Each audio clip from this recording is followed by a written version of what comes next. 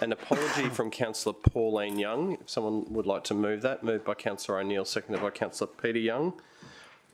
All in favour? Against? It's carried. I think we otherwise have a full complement of member councillors. We welcome Councillor Bowden Lumsden. Here. And Councillor McDonald. Here. No one's dialed in, have they, this morning? That's good. We must have stopped that because Daph's here. Here. The what? The traffic is getting worse. I might have to do it all the time. Yeah. Yeah, once the light rail comes up and then there'll be a spur across Chevron Island and boom, we're away. Across the 4th, 5th and 6th bridges. Okay, and I'm told we have the City Solicitor on the line tuning in to monitor our behaviour, so everyone be aware of that. Okay, so councillors, we have a number of start items. Actually, we'll start with no leave of absence. Was there would someone like to confirm the minutes of the last meeting? Councillor Gates, seconded by Councillor Peter Young. All in favour? Against? Carried. Conflict of interest declarations. Are there any on this meeting? No. Okay, moving to section 6 of the agenda. We've got a number of start items there, 6.1, 6.2 and 6.3. Would anyone like to unstar any of those? Councillor I was going to Jones? suggest that maybe we could star 6.4. Yes, we can star 6.4. I'm happy with that, unless there's any opposition. I have a couple of questions on that, sorry. On 6.4? Yes. Yep. Okay, sorry, Councillor Jones. We tried. We tried. Councillor McDonald? Please unstart 6.1. 6.1. Okay, so items 6.2 and 6.3 are starred. Someone like to move those? Councillor Vorster, seconded by Councillor Owen Jones. All in favour? Against? Carried. Okay, we'll move to item 6.1, which is the Burleigh placemaking community engagement outcomes. Here. And the results of this are that Burleigh is a very special place. The new Bondi. Just outside of the Golden Triangle. Just outside. What's that say? It's a long way by water. Did you have a presentation or? Yeah. Councillors, would you like a short presentation on this one, or Councillor McDonald just had a couple of questions? Yeah. Let's just have a fly through. Okay.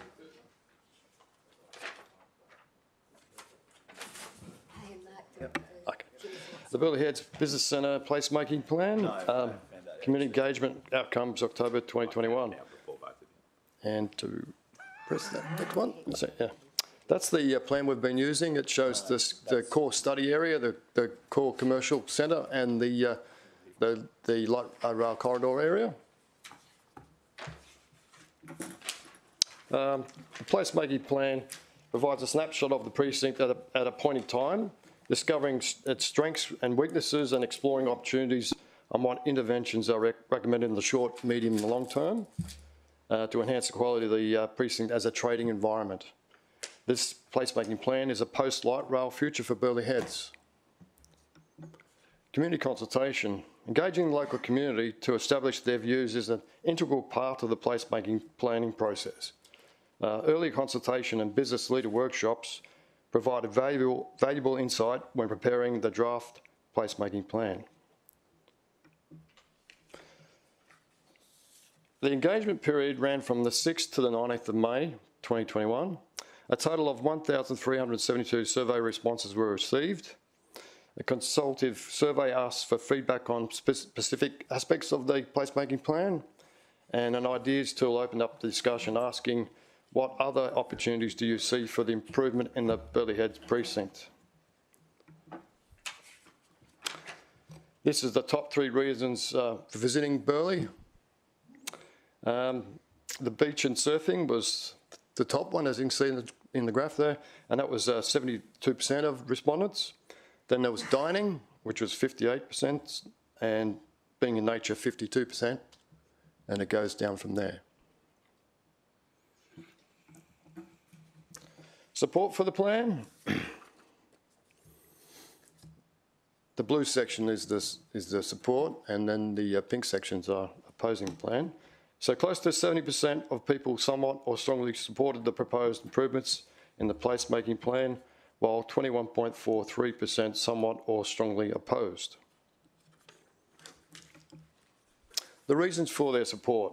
This is interesting, this bit, because we've got parking up the top there, and we wondered why did they get 70% of support? And parking's always that curly question.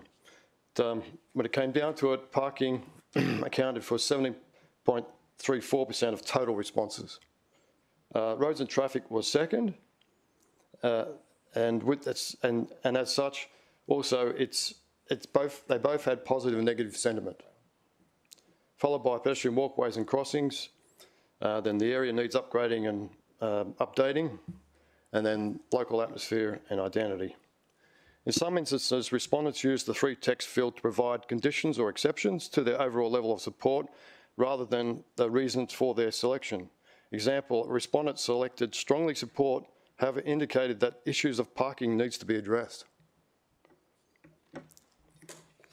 Preferred way to travel to Burleigh Heads. The top one was car, 62% of total respondents. Walking was next, 18.5%, and bicycle, 9.3%. There was a notable no taxi shown up, and also e-scooters were very low, but we've been noticing that there seems to be more and more people on these scooters. Preferred place to park.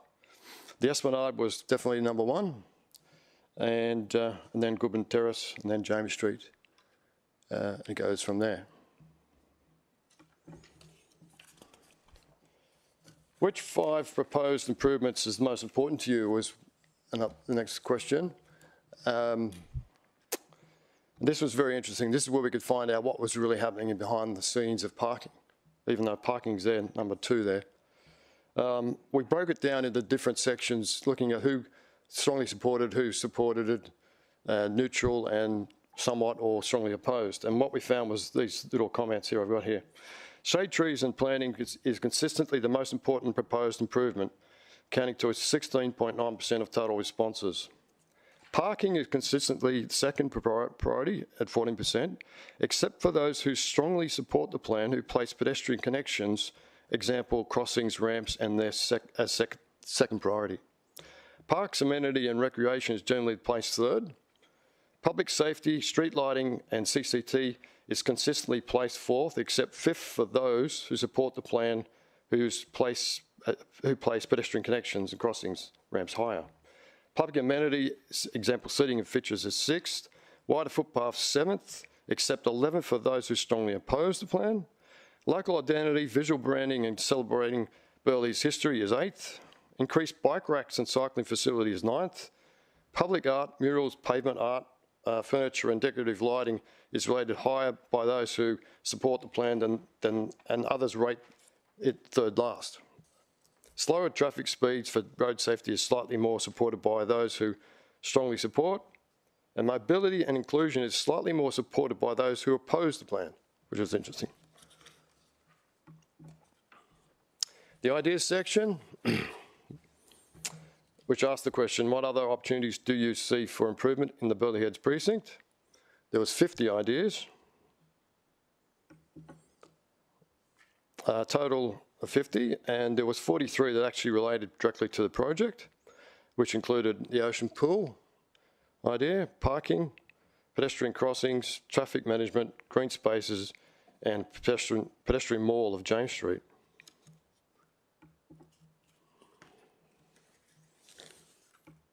That's it. Thank you. Thank you. Councillor Jones. So through you to the officers, did you get a sense that there had been any deliberate campaign to provide a set of answers in particular around the car parking, or do you think that it was a a genuine response from the broader community? I think overall it was a genuine response. There were some issues in certain places that we spotted where there was a little bit of gathering of the responses, like in front of the Regus on the Esplanade. They didn't want trees out the front because they didn't want to lose their view, things like that, and they related that to parking problems in the future. The other one was the Rudd Park issue of putting parking in there. And we've been liaising with Parks all through that, and they're looking at that closely. We had a workshop last week with the Burleigh Heads business community, and they went through all that. So there's certain aspects that had some groupings, but generally overall, I would say it was just a general response to parking. Yeah, thanks. Councillor McDonald, do you have any questions? No, I'd just like to thank the officers. We did have, 3 meetings with the business and residents within that area, and they did a very thorough public consultation process, which was very good. There was quite a deal of public talk about it through the media, so people had a really good opportunity to have an input. As we know, Burleigh is very loved, and we just want to make whatever changes are made there or upgrades, that we just want to get it right. So I think it was a good overall response to that survey that was done. And again, I just want to thank the officers. It was a very thorough public consultation process. Thank you. Councillor Gates and Councillor Vorster, then Councillor O'Neill. Thanks very much, Chairman. Sorry, I was just following up on the question that Councillor Owen-Jones asked, and I wanted to be sure, from what I read, I understood that there's a net increase in parking that would be proposed if we followed the feedback, which I'm sure we will. So we would actually have an increase in parking spaces? There's no net loss of parking. That's what we're aiming at. There's, for instance, in James Street, we proposed a centre crossing for people in wheelchairs. So there's a couple of parking spaces, for instance, there which will come out. But in that meeting we had with the business groups, they all agreed that that is a fair and reasonable thing to do. So we aim for a no net loss of parking. Wasn't there an increase in Rudd car park? So I think just to flesh that out a little bit further, there was the concept of changing the car park at the top of the headland and those car parks being removed, which is obviously more than 2, and then some additional car parking being put into Rudd Park. So can you just explain if that is actually the reality of the proposal and the feedback? Yes. Through the Chair, that's the Parks initiative, and they've told me that their intention is to have no net loss of parking. Okay, well, I was informed that there's a net increase in parking, and I think that would satisfy the community, and I think it's worth bearing in mind in response to their participation in this process. They're still working through that. Great. And then just to clarify what the community support for that conversion of the car park at the top of the headland to park, can you just clarify what the level of support or dissent was for that particular concept, if you can identify that? Yes. There was 20% of people 19% of people were against the Rudd Park. 19 were against it. Yep. But I'll just pull the figures out. So yeah, thanks. Just while you're looking, my understanding too, Chairman, was that there'll most definitely be a drop-off point at the top for people who perhaps are not able to walk to the top. So whilst there might be parking removed and more parking provided at the lower level, there would most definitely be the option of a drop-off point, which was supported by the community. here we go. Got it. Yes. Through the Chair, the John Laws Park saw the highest opposition. That's what I'm saying. 19%. And let me just think.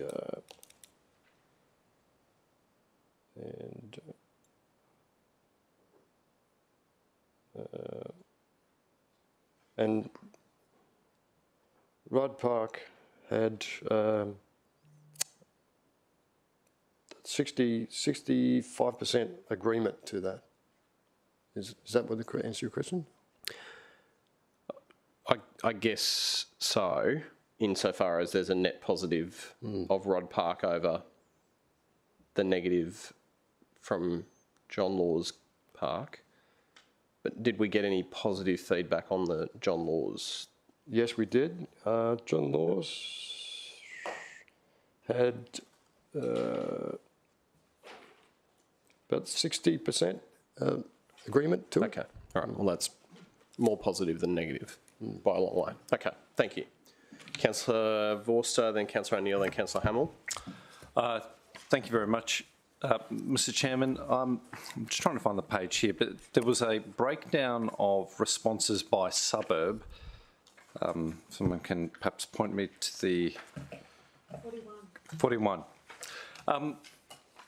So when I have a look at page 40, there is just this really awesome breakdown of ages, right? To see so many people between the ages of 35 and 44, then 45 and 54 and 55 and 64 and so on. I mean, that's really pleasing to me because I think it's a great representative set of data. But then when I turn to page 41, I can't help but feel that the responses were attracted from residents who are within the orbit of Burleigh Heads. And I'm just, through you, Mr. Chairman, I'm just seeking some officer insight into whether we captured the aspirations for Burleigh of all Gold Coasters. Because, to my mind at least, Burleigh sits up extremely high in the hierarchy of local destinations. You know, it's a character area, it's got a fairly unique atmosphere and offering, and I would have expected that all Gold Coasters would have had an interest in either retaining, improving or reshaping that precinct. And yet it seems that the responses have largely come from those who live on the doorstep of the suburb. So I suppose, to put it plainly, are we confident as a committee and council that when we look at these results, we're capturing the broader city's aspirations for Burleigh rather than those who are accustomed to Burleigh being part of their daily life? But Chair, yes, I feel like we are confident that we got a good overall response. I know you generally do get more people, obviously, from the area with these surveys, but we've got people coming in from all different parts of the Gold Coast and further afield. We've got figures on people cycling from Paradise Point to get to Burleigh, and someone walking from Miami, it's over 75. So there's a lot of really good information we've got that we've drilled into to get some really good understanding of how everyone uses Burleigh. And I don't mean to create more work for city officers, but there is some disaggregation that's happened with some of the results when you compare to those who live within the precinct and those who live outside of the precinct in parts of the report. Is that correct? In any case, there was some distinction in one of the graphs, at least, in the answers provided from those within the precinct versus those who are out. It might have been transport related. I just wonder whether it's possible to get some data, and it doesn't have to be it for every question, but just perhaps some of the more germane points, whether we can get a contrast between the results of those who live in Burleigh Heads and Burleigh Waters, Palm Beach, Miami, maybe Elanora, compared to the balance of the city, just to understand whether there is a difference between local aspiration and city-wide aspiration. And if there's an alignment, that for me gives me great confidence in sort of backing the results. If not, then it highlights to me at least that there are things that are of particular importance to locals. And I'd like to know what's particularly important to those locals. I'm not sure if that's at all possible, but it'd be great just to get that little breakdown. Do that. And just two other things, Mr. Chairman. On the issue of car parking, obviously behind the library we've got this mess of lots. I think some are maybe private owned or state owned, and then there's council owned. Like it's a real quagmire. Is there any intention or project or move to try and optimise either the layout or use or development outcome of that site to try and address some of the parking concerns, given that number 2? Perhaps this is one for you, Director. I'm happy for you to take it on notice. Through you, Mr Chair, Councillor, I don't think at this stage we've gone into that level of detail, but I would think the next stage is when we would look at that and take on board the feedback. Yeah, because, you know, it could be that the line marking regime in those car parks are actually not optimised to provide the greatest number of car parks. And, you know, for the cost of a lick of paint, perhaps we've got the ability to accommodate 30 or 40 more vehicles. It'd be interesting to know that. And lastly, maybe this one's for parks, I'm not sure, but the Gordon and Jean something or other car park, right, in Burleigh, there's a misspelling of car park on that sign. So if you could just maybe address that, that'd be great. I think it's carp arc. Yeah, I think it's like an arc for carps on that sign. So maybe that's confusing people when they're driving past. Thanks, Mr. Chairman. Well, I can't yet. Thanks, Chair. My question was about Alex Black car park as well, because, I mean, it is full most of the time. So I'm just wondering why it sort of figured so low on the survey. But I think, is it because a lot of workers park there? Because you can park there all day for $5, whatever. Is that what you found? Because, I mean, it is always full. During the week, through the chair, during the weekend, we definitely find that's the situation. But during the week, we're finding that it's still got capacity. Okay. Yes, and we've heard that people don't even like spending $5 on parking for a day. So, see, I thought it might have been that people maybe don't realise that it's there. Yeah, I think because the main, as it says, the main reason for going into Burleigh is to go to the beach or to do some physical exercise. They tend to go straight down towards the Esplanade. That's the demand really is. It's so close to James Street, and yes. James Street, you know, like featured pretty high on that survey. I just thought maybe that we should advertise that there is a car park there, and it is so cheap. I park there all the time when I go to Burleigh. Yeah. Councillor Hamill, then Councillor Peter Young. Mr. Chairman, a more broader question. I was just interested in that if officers thought the amount of engagement versus the amount of residents that, not just in Burleigh Heads, but that immediate catchment, which I'm guessing would be around the 100,000 resident mark, if they thought the level of engagement was good, or if it could have been better, or if it's kind of on par with what we'd normally expect with this kind of work. We've been told this was a really good engagement result for the chair. Sorry, with this project, we had great results. Like we've been told by Corp Comms that this was a good survey and good result. So, Councillor Peter Young, then Councillor Barton Lumsden. Thanks, Chair. Just to help clarify, Councillor Vorster aired a legitimate concern about the geographic spread of the respondents, and on page 42 there's actually a listing that indicates the suburbs from which people have identified their residents, and that is obviously a very broad representation of people from suburbs across the entire city and indeed interstate. Yeah, and through you, Mr. Chairman, to Councillor Young. Now, I saw that table as well, but when I look, I think Ormo had 5 responses, for example, and I mean, I wouldn't necessarily think that the 5 responses from Ormo would be a statistically valid representation of Ormo's views. So what I'd like city officers to do is, you know, pull those suburbs together to the point where we might have a statistically sound representative sample of areas outside of the catchment. So I did see that breakdown. I really appreciate you drawing attention to that table for everyone tuning in, but I'd like to see all of that aggregated together as a different sample to those within the precinct, so we can have a bit of a contrast. It's the last time I had input from my office.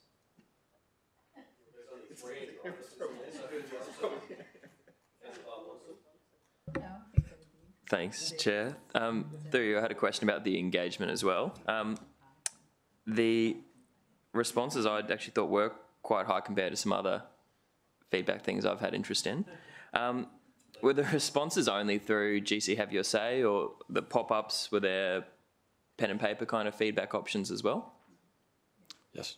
There was pen and paper feedback. Okay, so it wasn't exclusively online. Okay, thank you. And in terms of the survey, was it a standard just tick and flick kind of survey? Through the chair, some questions were, tick and flick, but there's some free range sort of spaces where you could put in comments, and that's what made it take a fair bit of time to actually analyse all that, because there was a lot of responses in all those sections. Okay, Councillor, sorry through you, Mr Chair, Councillor Baden, page 46 is an example of the survey, so you can see the questions. Lovely. Okay.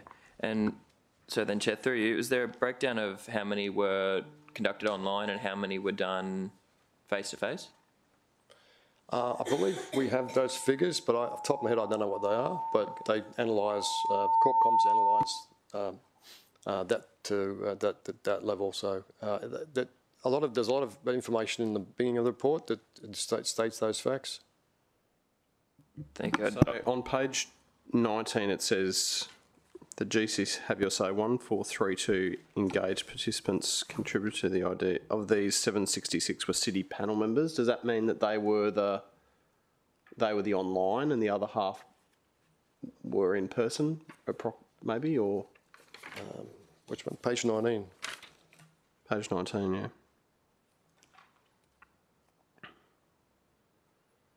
One, three, seven.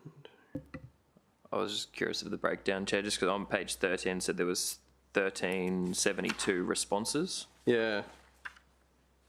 That's also on page 19, but the numbers that are broken down below that seem to be a little bit different. So, but we can get that.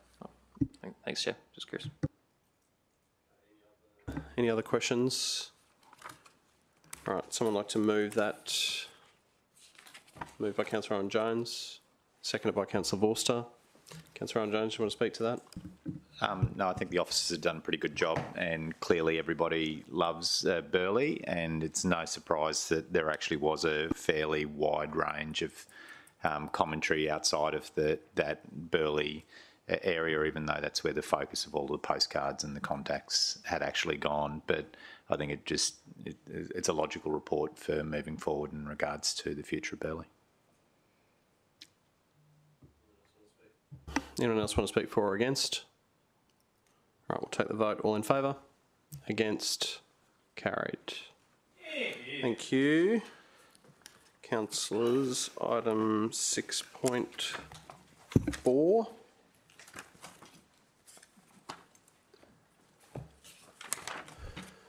What do you got for us, Casey? Sorry, Chairman, that was me who unstarred this, and I don't need a presentation, but I did have a couple of questions, if that's okay.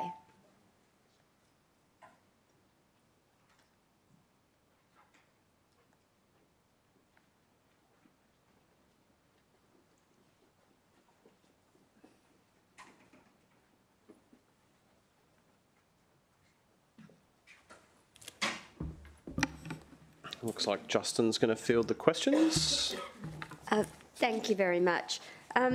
I understand that one of the changes being proposed with the PDA was to allow a boutique brewery in Southport, and as a result, it seems to me, and correct me if I'm wrong, that the prohibition on medium impact industry is to be removed from the actual PDA area. And I'm interested to know why it would be considered that entire suite of businesses, for medium industry impact might be removed and the consequences of that in a 24/7 area with no appeal rights. So we all know that in the PDA area there are no appeal rights for development applications, and having represented an area where there was conflict between residences and industry, I want to have an understanding of what is possible, and if the medium impact industry zone being removed from a prohibitive activity would allow all the sorts of medium impact industry that exist in the definitions. So, spray painting and all car repairs and all of that. I'm sure you understand what I'm driving at, and I'd like to know. Justin, do you want to address that for us? Me too? Okay. Yeah, so we definitely thought about that. We introduced some new provisions to the PDA scheme to strengthen the amenity provisions, as well as to factor in there will be residents moving into the area. While the prohibition is removed, it doesn't mean that we will be approving all types of medium impact industry. It simply removes a prohibition. There could be other, like, food and beverage related type activities, coffee roaster, little other activities. We didn't want to narrow it down specifically, but we do believe there's enough provisions in there to...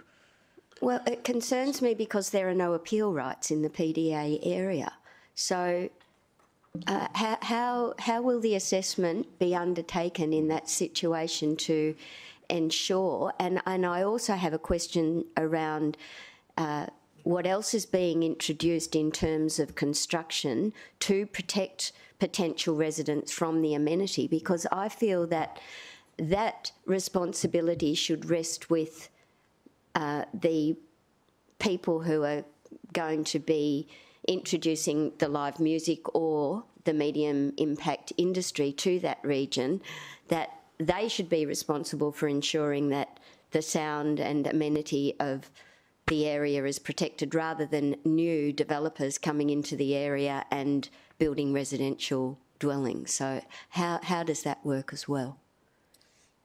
I might answer the land use one, and then if you want to talk to the amenity requirements. So with the appeal rights side of things, it goes both ways. So developers also don't have appeal rights. So as much as a resident who's upset about an approval, at the same time also a developer who gets a refusal also doesn't have an appeal right. The next... That's a good point. I've never looked at it that way. Yeah, so it cuts both ways, and the key thing there is by taking out the prohibition of medium industry, there are additional words included in the development scheme which talk to the type of medium industry that would be accepted, which is what Justin highlighted around production-based activities where it's food or beverages, that sort of thing. So that narrows down the scope. Yeah. Could you perhaps just give a summary of what those provisions of how a development assessment will take place and the difference between what might be encouraged and discouraged, just to help clarify that for Councillor Gates? Okay, through the chair. Can we answer? Yep, sure. We do, well, I said those other activities, that they might be the rare exception. We do have a land use outcome which specifically talks about the medium impact industry that is envisaged within the CBD precinct. Is that in this presentation? It's in the PDA, attachment 2, I believe. So that hasn't changed from the previous report in July. I can read those words for you.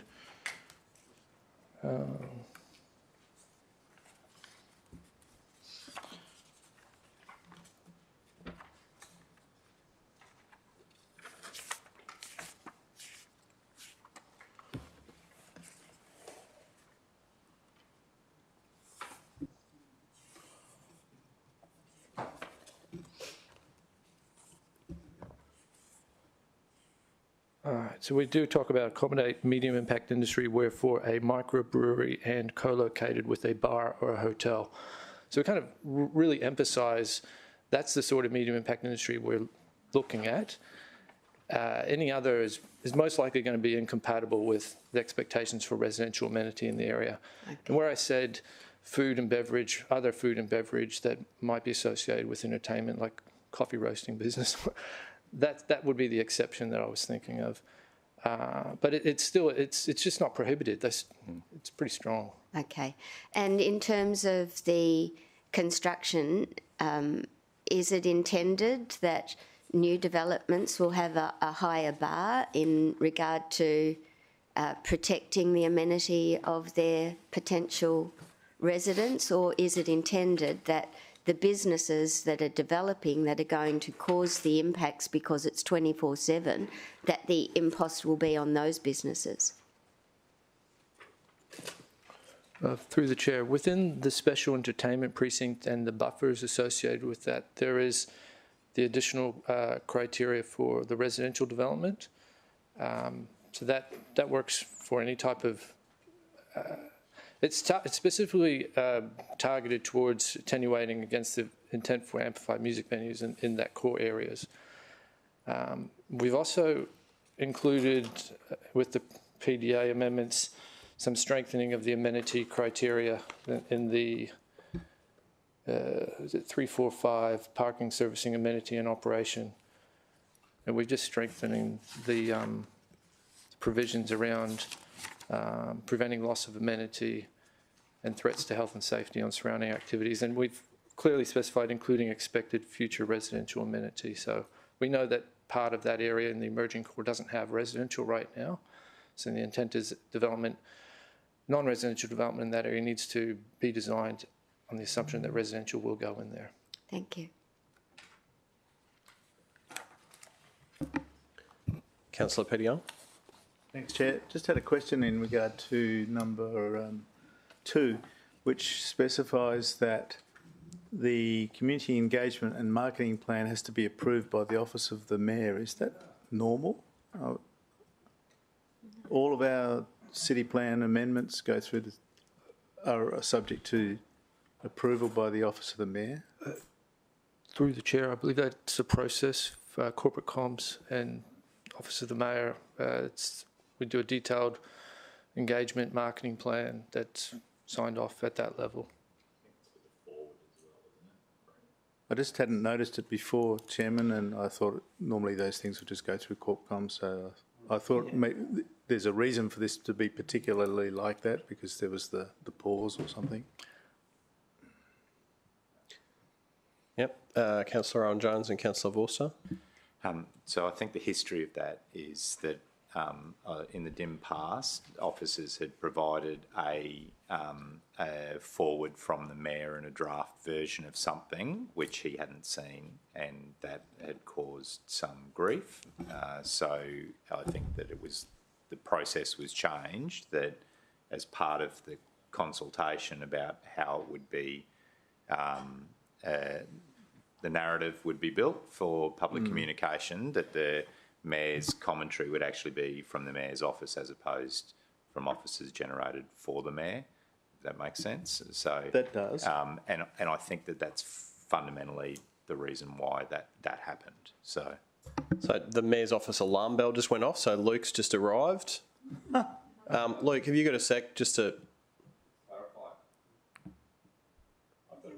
As soon as you use the word Mayor's office, the alarm goes off, the red light starts swirling and Luke flies down. I actually thought it was something that nobody did. Thank God you're here. Just to clarify, and I don't know if you've read this agenda item, Luke, but question from Councillor Peter Young in relation to point 2 about the community engagement and marketing plan approved by the Mayor's office. Can you just, and this relates to the CBD change. In consultation with the Office. Yeah, possibly. So do you know, in practical terms, what does that mean? Have you done these in your time as the Chief of Staff? So normally staff in the office does it, makes a recommendation, then I approve it. So all those community consultation pieces do come through the Mayor's office for us to approve. Okay. Did the Burleigh one? So maybe, Mr. Chairman, maybe we should merely say that the be undertaken in accordance with the community consultation policy, because if it's Yeah. If it's a matter of process, then it should suit the mayor, because nothing's really changed, and it doesn't feel, to the public at least, like a special case, because I've never seen the phrase before. And I don't mean to get in the way of the mayor's oversight on this, because he's the official spokesperson in the first instance on all city issues, and I know the Southport PDA is of intense interest to him. But if we're consistent with policy, and that policy provides the mayor with that input, then it's perhaps cleaner. Can I just say, Mr. Chair, I reckon I've looked at 15 or 16 of those since I've been the chief of staff. I don't recall significantly changing any of them ever. It's just so the mayor's office is not blindsided on stuff, as Councillor Hawkes said, he's heard the spokesman. How about, as acting mayor, I make a comment that suggests... From the top, bam! How about Councillor Vorster's words that it... Oh, she's blaming you. But I'm going to add something, and in consultation with the Office of the Mayor. Yes. So in line with the communications policy and in consultation with the Office of the Mayor. How would that be? Yeah, that sounds good. Through you, Mr Chair, councillors, we could also put a full stop as another option just after plan, because the internal process is that it does go through the Mayor's office. That happens with all of our plans, and that, I mean, that's on Richard and I and us to follow that process. So I'd be more comfortable seeing it in the resolution. Yeah. Thanks, Director. Just after the word plan, in accordance with the external communications policy. So there are two, Mr Chairman. We've got a community engagement policy, and we also have an external communication policy. I'll just say, in accordance with the relevant policies and in consultation with the Office of the Mayor. All right. Perfect. The relevant Thanks for adding. In accordance with the relevant policies drafted by Councillor Vorster in his previous life. In consultation with, and so then change the words approved by to in consultation. Is that what you said, Councillor Gates? Yeah. William and I are playing a game of 4D chess. How are you going? I'm eating my biscuits. I just moved the Queen.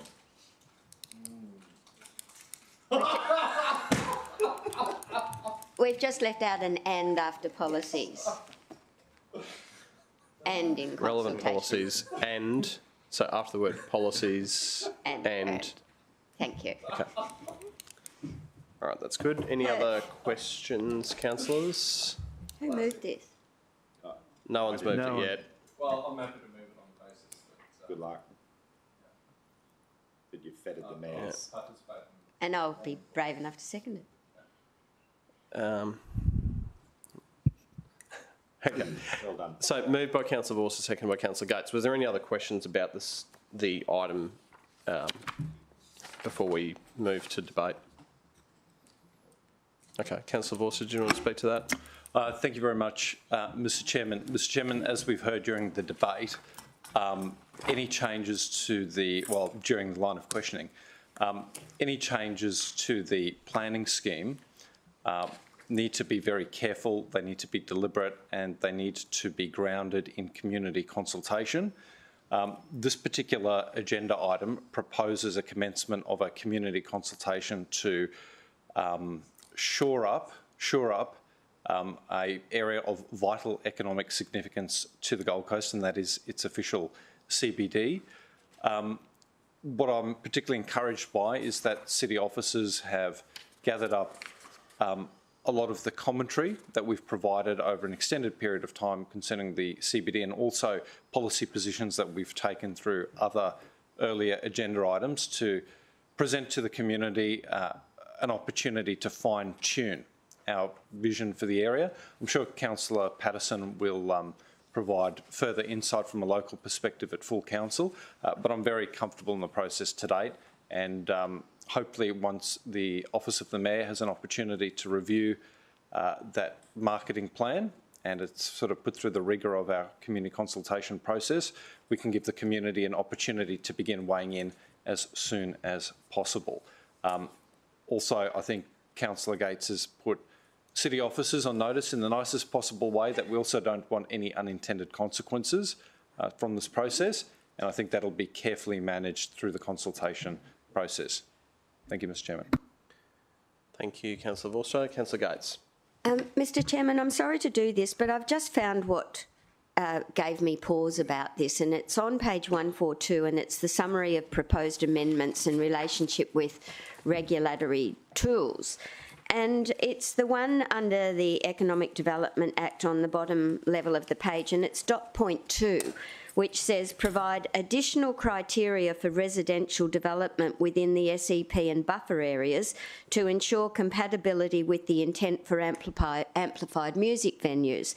I would have liked an additional piece put in there which said provide additional criteria for noise generating venues and for residential development, because I firmly believe that there should be an onus on the operations that are going to establish in this precinct, as well as any future development, because I don't think that the onus should be entirely on the new development of residential dwellings. So just before we move on, would you mind addressing that and telling me whether that is a possibility?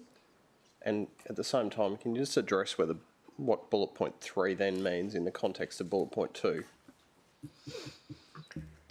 Sorry, Mr Chair, if I could just interject. If you actually refer to page 176 of the agenda item, Councillor Gates, there's provisions there. It's the last dot point on the third column that talk about for all new development to incorporate design measures to attenuate against noise associated with the operation of other businesses and activities associated with a 24-hour activity.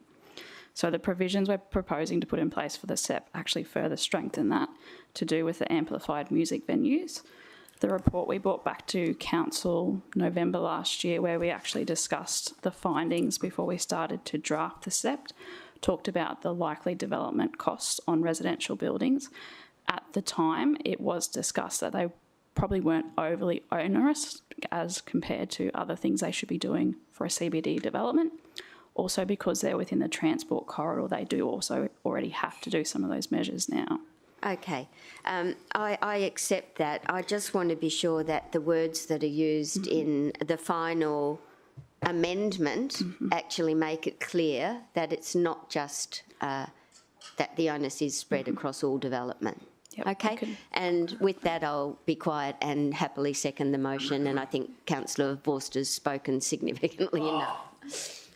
Okay, did anyone want to add any speaking for or against? Would you like to close, Councillor Vorster? Since there was an interjection that... Sorry. We lost the wonderful opening. I know we have to get back to the rhythm. Look, Mr Chairman, just to support what Councillor Gates says, I think we need to treat all developers as even-handedly as possible. But I think it's also important to note that in the case of a CBD, we're not seeking to create a purely residential outcome. You know, we want a variety of mixed uses, and we want to attempt to encourage commercial development wherever possible. So even if there is a little tiny amount of back pressure on residential outcomes, it's not necessarily a terrible thing, because it may foster more commercial mixed-use outcomes that we're presently missing out in the development that's currently unfolding. Also want to support city officers taking the position that they have with that dot point, because I think it reflects the policy position we've taken before on reverse amenity, right? So if there's an establishment that is generating noise, and hopefully that we encourage that because of the SEP, if new development unfolds, it needs to provide some consideration of the fact that they're coming in after the fact. Because the last thing we want is a successful venue jeopardised because all of a sudden we've got sensitive noise receptors moving into an area, generating complaint that jeopardises licences. So I actually think officers have struck a great balance here, and hopefully the reference to page 176 gives Councillor Gates confidence that we are actually doing the same for other developers as well. Thanks. All right, great closing. We'll take the vote. All in favour? Against? Carried. All right, I think that's the last of our agenda items. So, councillors, we've got one item of general business, which is the development activity report that's been circulated on your desks. So if we can just move the words on the screen. Happy to move that. The council notes the development activity report for July to September 2021. And you'll have seen that the data supports the sentiment that the officers are extremely busy at the moment because there's lots going on. Someone like to second that? Second, Councillor Hamill. Question? Yep. Just on the back of the point you just raised, Mr. Chair, but interested, I'm just looking at the average days by development type at the moment, and just a bit of feedback from officers of a few developments in my area at the moment that times are starting to stretch out a little bit. So just if the director had some comment on, or if Mick had some comment on how we're kind of looking in maintaining timeframes into the future with more applications and a few staff shortages. Yeah, through you, Mr. Chair, that you're correct, Councillor Hamill. Those timeframes are sort of increasing. Has been a creep in that, which has sort of matched the volume of applications coming in. We've, I guess, a couple of things. One, we've tried to ramp up the EDA, and there's some stats in there, and that looks positive in the sense that it's we're getting more applications coming in, which is hopefully less of a burden on officers because we can turn them out quickly. To deal with the volumes, we do have a request today actually at the GAF committee for some additional staff, which will hopefully ease some of the bottlenecks that we currently have. Mr. Chair, just on the back of that, so thank you to Mick for that bit of commentary, but just to say that in my area, especially with Yatala at the moment, which is going silly with applications and quite large and significant and intense applications for officers to deal with, just to thank them for their efforts in the last 6 months. They've done some pretty extraordinary work in pumping applications out and meeting timeframes, and hopefully with the positive outcome of this afternoon's committee and a few more staff, we can get those timeframes pulled back in a little bit and get the support to the some of the more senior members who are doing a hell of a lot of work at the moment. I'm getting some emails after midnight on some things at the moment, so they're putting in big hours. Okay. Any other questions or comments? Councillor Peter Young. Thanks, Chair. In regard to the request for additional staff that's going through GAF, does that include any provision in regards to development compliance, please? Through you, Mr. Chair, yes, it does. Yep. Okay. Councillors will take the vote. All in favour? Against? Carried. Any other items of general business? Meeting closed. 10:01 a.m.